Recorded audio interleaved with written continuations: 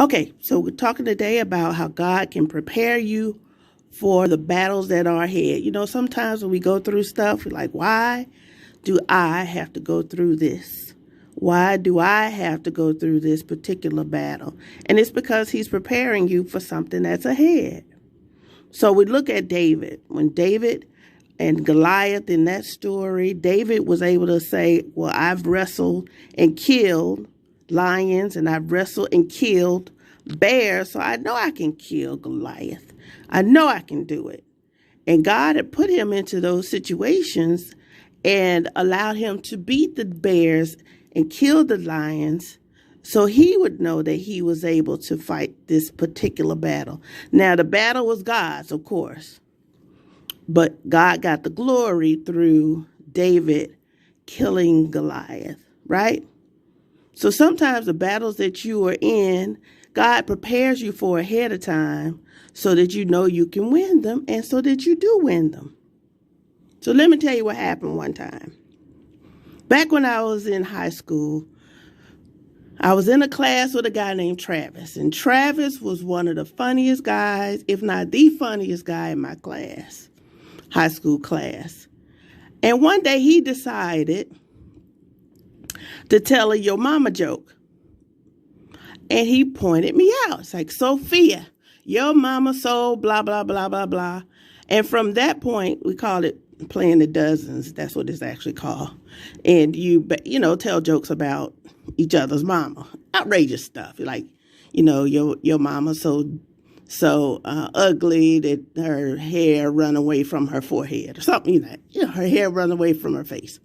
So I wonder why Travis picked me, but I not wanting to back down from a challenge and pretty good joke telling myself, pretty funny. We would just do that every day. And sometimes when you go up against somebody that is stronger than you or funnier than you, you get your skills up. If you play every day against a champion, sooner or later you'll be playing on a champion level. So Travis and I did that every day, and sure enough, the last day we told a yo mama joke, it was one that I created and wrote. I blew him out of the water. And so that was the end of that. Fast forward 4 years. My mother died in 1987. And my heart started beating fast every time I think about this story. My mom died in May of 1987. December of 1987, I was out with a group of people, Christmas caroling. Out with a group of people, Christmas caroling. And, minding my own business, singing my little carols. And all of a sudden, as we're walking to the next destination, one of the people in the group said, Sophia, your mama saw XYZ, XYZ. And I was shocked. It felt like a gut punch because, first of all, my mama had just died. And second of all, nobody in this particular group told her that my mama had just died and she should chill. So I was first shocked to hear anybody say anything about my mama, and then to be a joke insulting my mama. And then nobody in the group said anything to try to tell her that my mama had just died, maybe she should chill. Now, maybe none of them knew. That's possible. Maybe none of them knew. But you can imagine the state of that, what that was like for me. And, it took me a minute to get my bearings. I had some old Yo Mama jokes, I told from Eddie Murphy. I had some old Yo Mama jokes from Travis. And, it got to the point where I realized, I'm already prepared for this battle. I battled Travis 4 years ago and blew him out of the water. Wait a minute. And I came to myself and I said, okay, I got a yo mama joke for you.